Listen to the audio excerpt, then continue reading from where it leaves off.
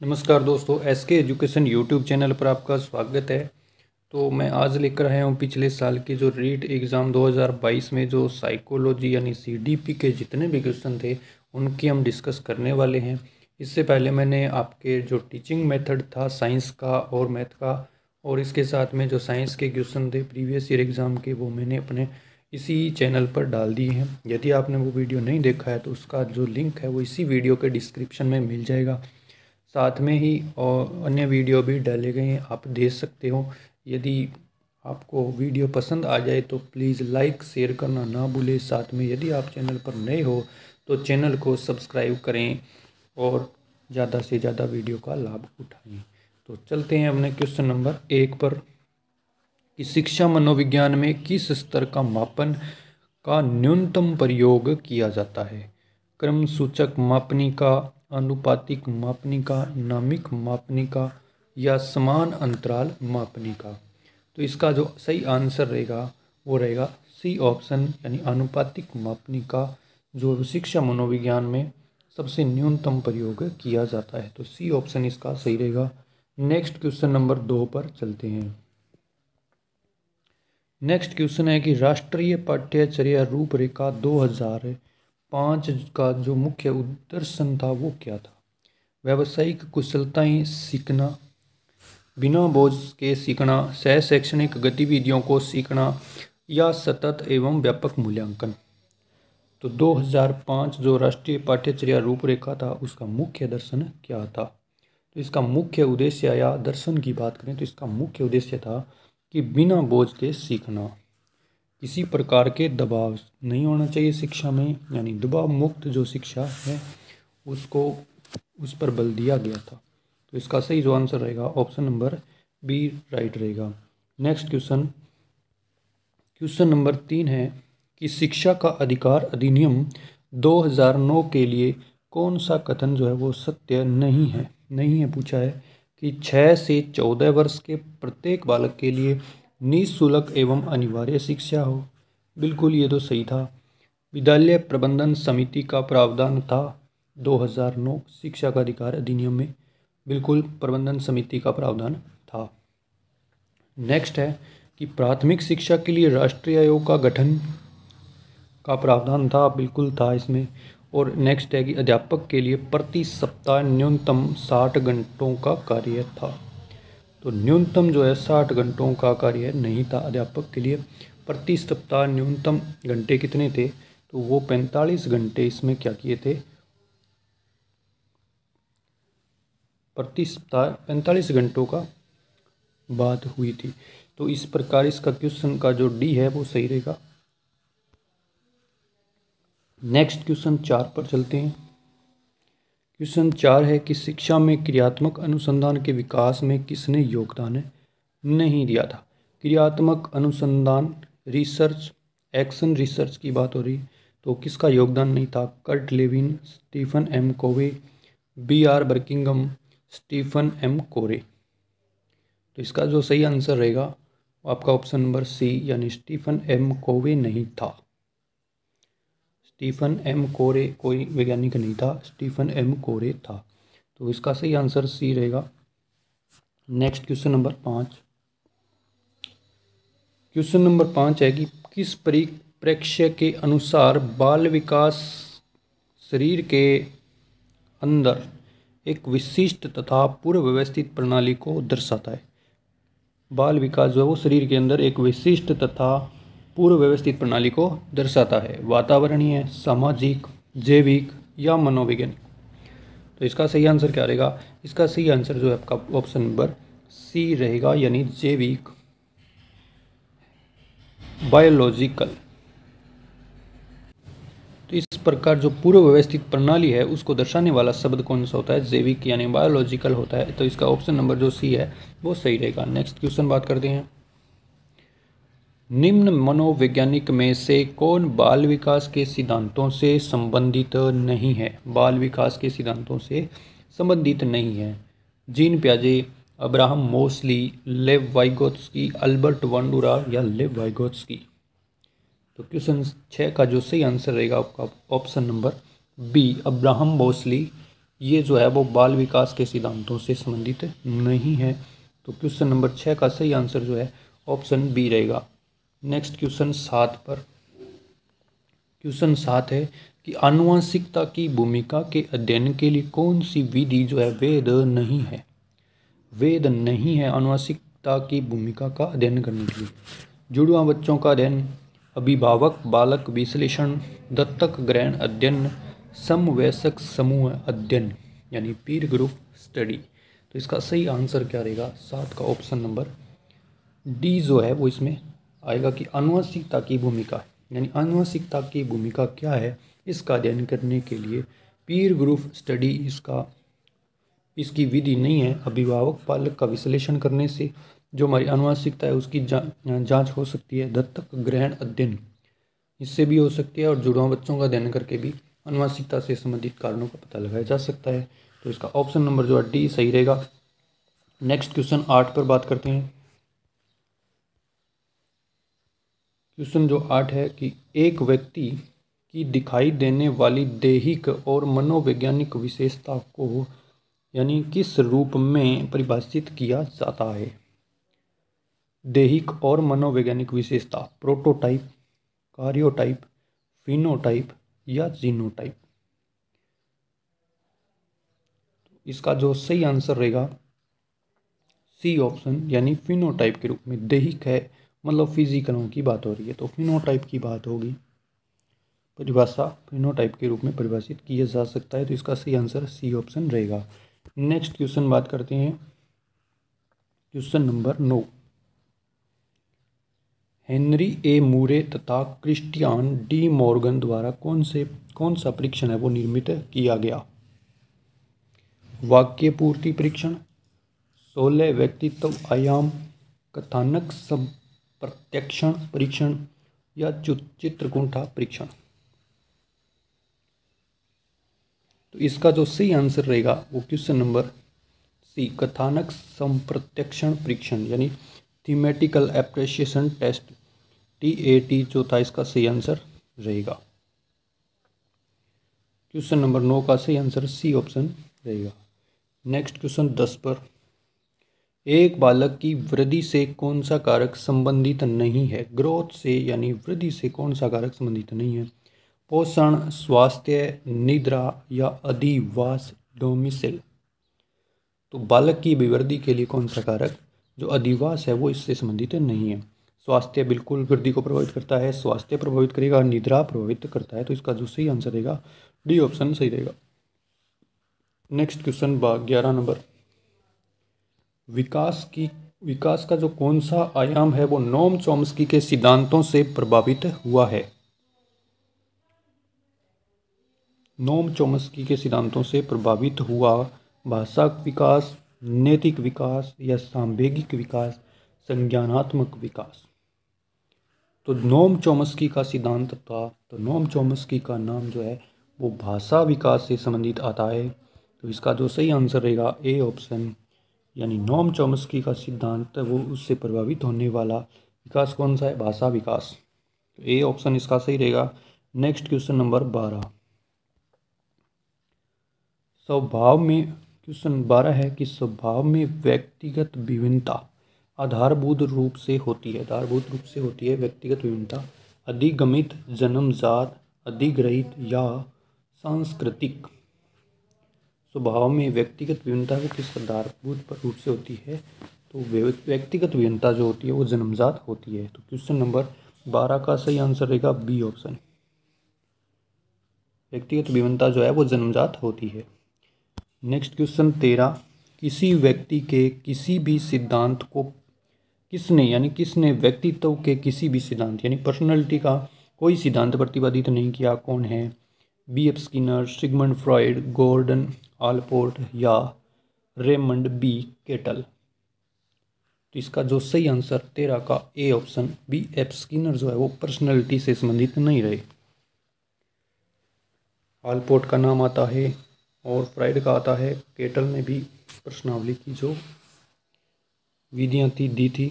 तो इस प्रकार जो BF स्किनर जो है वो व्यक्तित्व से संबंधित नहीं है। तो option B A option A option रहेगा ए ऑप्शन इसका सही आंसर रहेगा। Next question 14। क्वेश्चन जो 14 है कि मानसिक विमंदित पद को किस पद के साथ प्रतिस्थापित किया गया है। मानसिक विमंदित पद को किस पद के साथ प्रतिस्थापित किया गया है। बौद्धिक अयोग्यता के साथ, मानसिक कमजोरी के साथ, या बौद्धिक पिछड़ापन के साथ, या बौद्धिक प्रतिकूलता के साथ। तो क्वेश्चन जो 14 है उसका रहेगा मानसिक विमंदित पद जो है उसको बौद्धिक अयोग्यता के साथ प्रतिस्थापित किया गया है। ऑप्शन ए सही रहेगा 14 का। Question number 15। क्वेश्चन 15 है कि व्यक्तित्व के सिद्धांतिक अवधारणा के लिए निम्न में से कौन सा सत्य नहीं है। सैद्धांतिक अवधारणा के लिए व्यक्तित्व की जो सैद्धांतिक अवधारणा है यानी पर्सनालिटी की, उसके लिए कौन सा कथन जो है सत्य नहीं है। स्थिर, सामान्य, अनूठा, स्थायी। तो इसका जो सही रहेगा व्यक्तित्व के सैद्धांतिक धारणा के लिए जो सामान्य शब्द जो है वो सत्य नहीं है। धारणा के लिए कौन सा कथन सत्य नहीं है, तो सामान्य जो शब्द है वो इसके लिए सत्य नहीं रहेगा। ऑप्शन बी सही रहेगा। Next question 16। कौन सा परीक्षण बुद्धिमत्ता का सांस्कृतिक मुक्त अवाचिक परीक्षण है। बुद्धिमत्ता का यानी इंटेलिजेंस से संबंधित जो संस्कृति मुक्त अवाचिक परीक्षण रहेगा, बुद्धिमत्ता का समूह परीक्षण, वैसलर वयस्क बुद्धिमत्ता मापनी, या भाटिया बैटरी, या स्टैंडर्ड प्रोग्रेसिव मैट्रिसेस। तो क्वेश्चन जो 16 है इसका जो सही आंसर रहेगा स्टैंडर्ड प्रोग्रेसिव मैट्रिसेस। ये जो परीक्षण है वो संस्कृति मुक्त अवाचिक परीक्षण का उदाहरण है। तो डी ऑप्शन इसका सही रहेगा। Next question 17। बहुआयामी बुद्धिमत्ता के गार्डन के सिद्धांत में कौन सी बुद्धिमत्ता सम्मिलित नहीं है। अंतःवैयक्तिक, प्राकृतिक, सांवेगिक, या अस्तित्वकारी। क्वेश्चन जो 17 है उसका सही आंसर रहेगा सांवेगिक बुद्धिमत्ता इसमें सम्मिलित नहीं थी। तो सी ऑप्शन सही रहेगा। Next question number 18।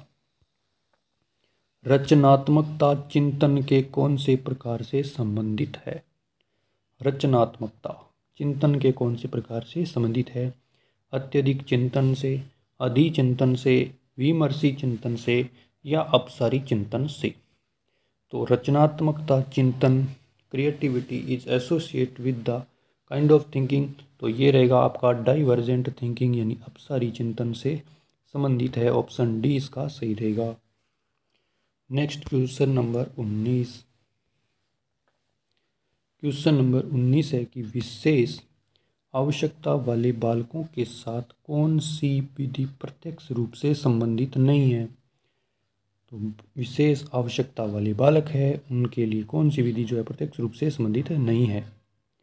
पाठ्यक्रम का विभिन्नीकरण, खेल कूद व अतिरिक्त पाठ्यक्रम गतिविधियों का विकास, या भिन्न शिक्षण विधियाँ, या विशेष गतिविधियों के लिए प्रशिक्षण। तो क्वेश्चन 19 का जो सही रहेगा खेल कूद व अतिरिक्त पाठ्यक्रम गतिविधियों का विकास विशेष आवश्यकता वाले बालकों के लिए प्रत्यक्ष रूप से संबंधित नहीं रहेगी। तो क्वेश्चन जो 19 है उसका सही आंसर रहेगा B option. Next question number 20 की बात करते हैं कि पढ़ने से संबंधित अधिगम अक्षमता को क्या कहा जाता है। पढ़ने से संबंधित है तो डिसकैलकुलिया, डिसलेक्सिया, डिसग्राफिया, या डिसथाइमिया। तो 20 का जो सही आंसर रहेगा तो पढ़ने से संबंधित है वो डिसलेक्सिया होता है। डिसकैलकुलिया आपका गणना से संबंधित होता है। क्वेश्चन 20 का जो सही आंसर रहेगा B option. Next question number 21। न्यूनतम आधारभूत सुविधा से वंचित बालकों को निम्न रूप से वर्गीकृत किया जाता है। न्यूनतम आधारभूत सुविधा से वंचित बालक है तो उनको अपराधी बालक के रूप में, या विशिष्ट बालक के लिए, या प्रतिकूल परिस्थिति ग्रस्त बालक है, या पिछड़े बालक के रूप में वर्गीकृत किया जाता है। तो 21 का जो ऑप्शन रहेगा सी ऑप्शन, प्रतिकूल परिस्थितिग्रस्त बालक। इसका 21 का जो सी आंसर सही रहेगा। Question number 22।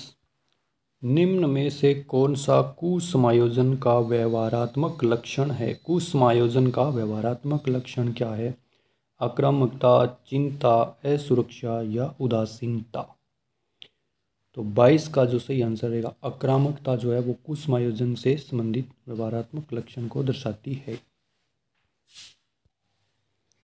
तो 22 का जो सही आंसर रहेगा ऑप्शन नंबर ए, आक्रामकता जो है वो कुसमायोजन का व्यवहारात्मक लक्षण है। क्वेश्चन नंबर 23,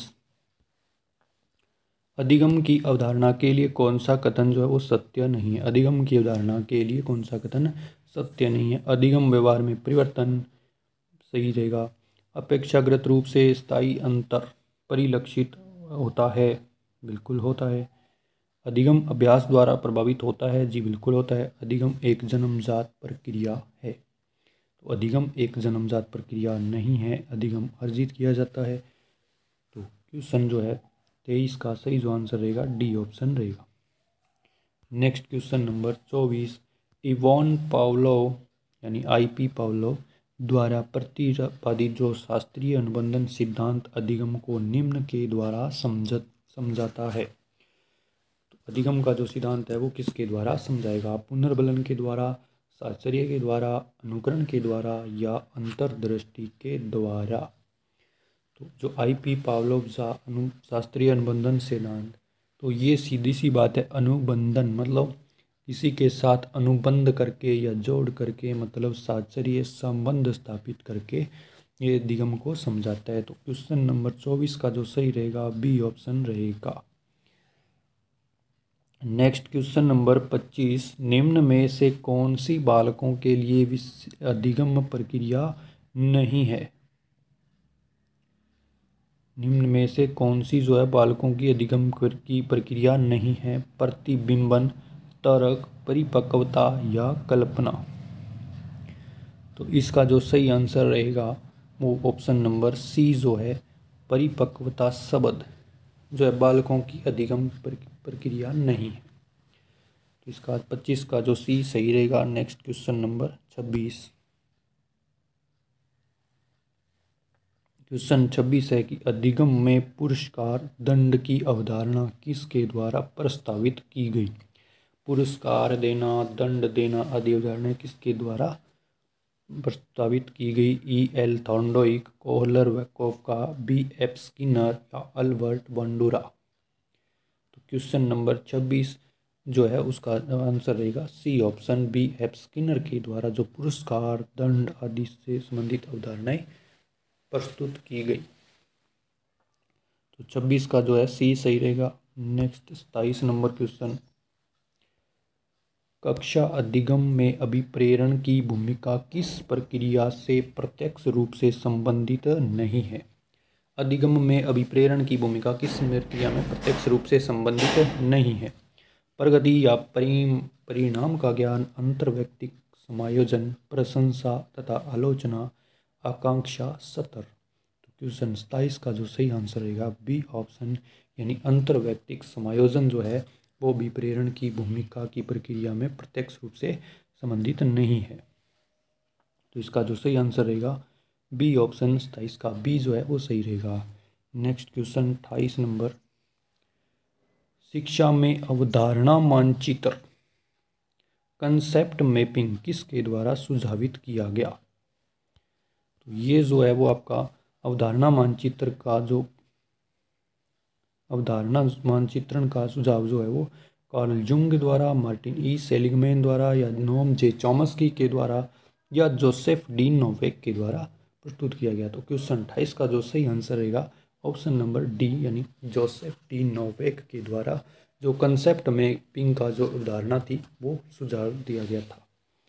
क्वेश्चन नंबर 28 का जो सही आंसर ऑप्शन नंबर डी रहेगा। 29 नंबर, शिक्षण का कौन सा प्रकार जो वो शिक्षण के उद्देश्यों पर आधारित नहीं है? शिक्षण का कौन सा जो प्रकार है वो शिक्षण के उद्देश्यों पर आधारित नहीं है?